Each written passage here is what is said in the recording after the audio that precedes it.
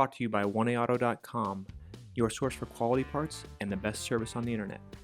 Hi, I'm Mike from 1A Auto. I hope this how-to video helps you out. And next time you need parts for your vehicle, think of oneaauto.com. Thanks. In this video, we're going to be working with our 2001 Ford Ranger. We're going to show you how to remove and reinstall the instrument panel so you can change out the dash bulbs in the back. These often go dim or burn out and make it difficult to read your gauges at night. If you like this video, please click subscribe. We have a ton more information on this truck as well as many other makes and models. And if you need this part for your truck, follow the link in the description over to oneaauto.com. Here are the items you'll need for this repair. Remove the three 7mm bolts along the top side of your dash bezel with a socket and ratchet.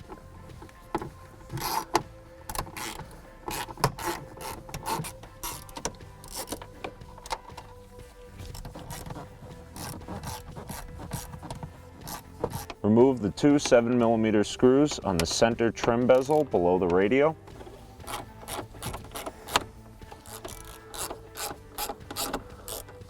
We're going to use a small flat blade screwdriver with some tape on it to keep from marring our dash surface to pry out on this center trim panel.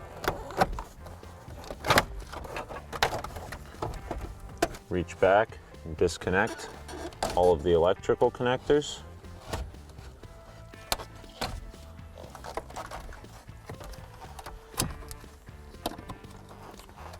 The antenna pops right back and out.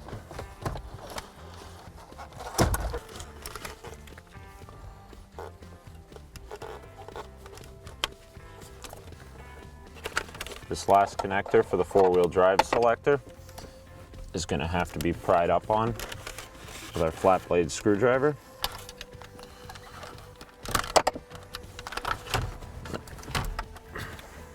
Remove this 7mm bolt that was covered by our center dash panel.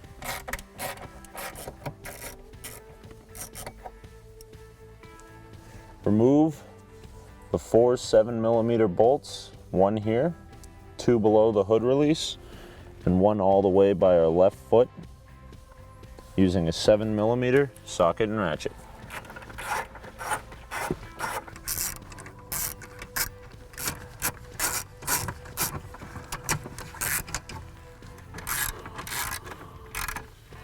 Slide the knee pan forward toward you to release the hooks and remove it from the vehicle. Remove this 7mm bolt through the access hole in this steel reinforcement behind the knee pan. Remove these three 8mm bolts using a socket and ratchet.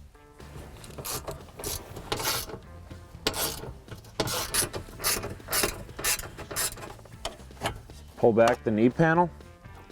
We'll remove this last 7mm bolt. Now we're going to put our column all the way down if you have a tilt option. Put the key in.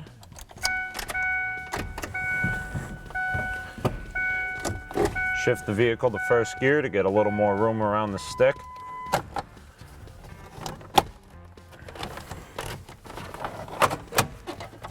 Pull out on the dash and lift up. Using a flat blade screwdriver, remove this electrical connector. For the interior dimmer switch,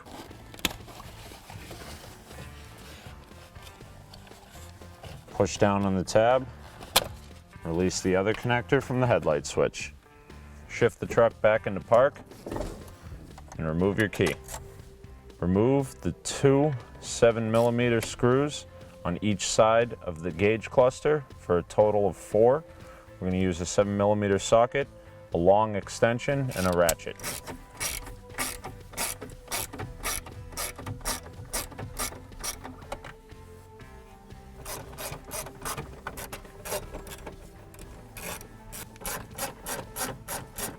Once the bolts are out,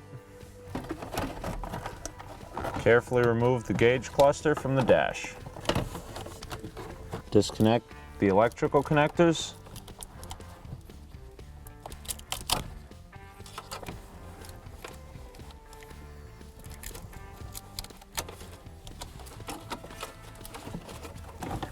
Lift up on the tab on the bottom right in the middle of the gauge cluster. We'll lift up and pull out there. There's another tab in front of the cable on the left side. We'll lift up and slide out as well. This removes the gear range selector and allows us to remove our instrument cluster enough to release the last connector, take it out of our truck. These bulb sockets simply pop out with a quarter turn counterclockwise.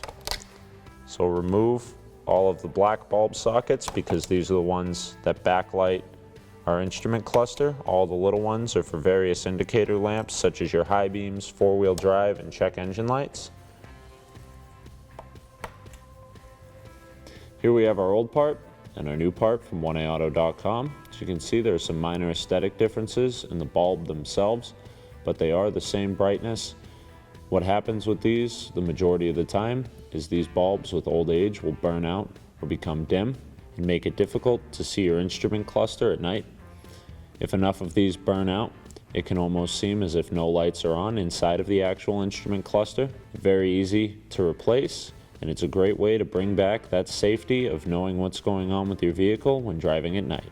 So if your old bulbs have burned out, these new parts from 1A Auto, sold in a complete set to replace all the bulbs in your instrument cluster, are going to go in direct fit just like your original equipment and fix you up right.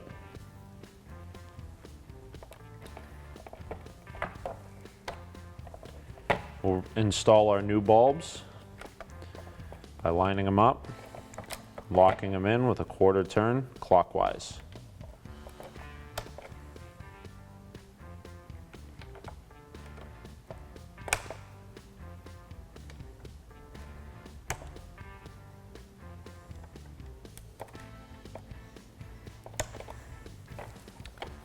Now our instrument cluster is ready to go back into our vehicle.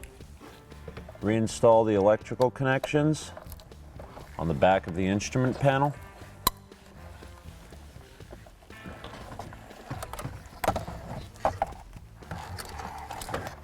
You may have to install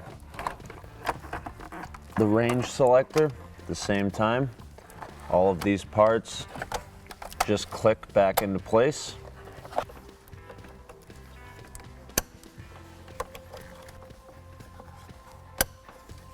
Then we'll lay it back in.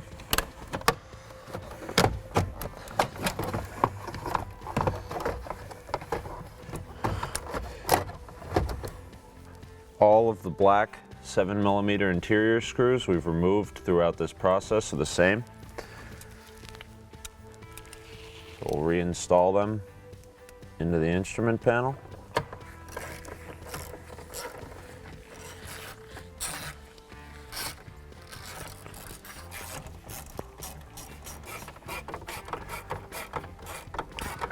So we'll shift our truck down into first gear again so we can lay our dash panel back in.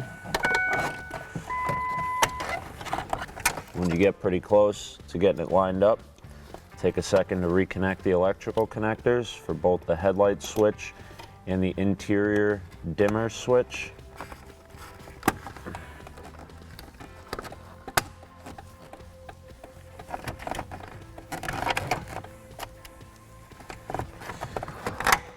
Lay the upper dash panel back into place. You'll see the metal clips and their holes. Line them up, snap them back in.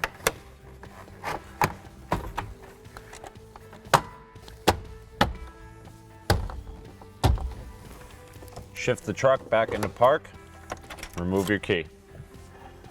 Reinstall the gold 7mm screw in the top right corner of that upper dash panel. Reinstall the 3 black 7mm screws into the top of the dash panel just before the instrument cluster.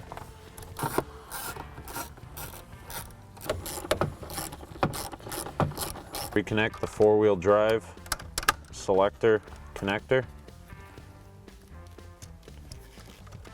Reconnect the cigarette lighter.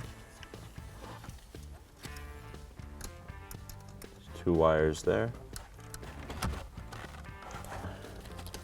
Reconnect the radio harness. the antenna, the fog light switch, and the AC power outlet connector.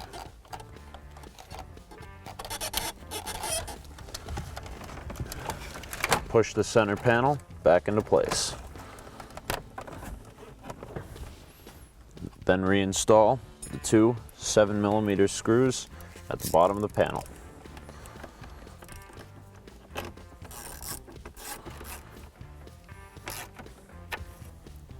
Reinstall the two 7mm screws at the bottom of the upper dash panel.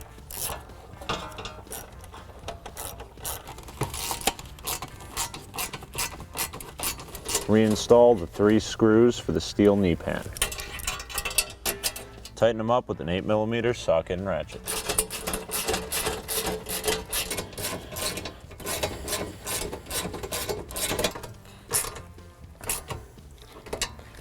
Snap in the top of the plastic knee pan. Reinstall the 4 7mm screws along the bottom. Remember to reinstall the hood release and the 2 screws that go in there.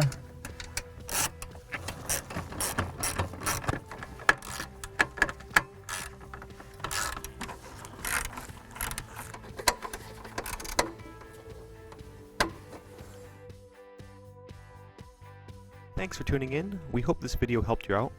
Next time you need parts for your car, please visit 1aauto.com.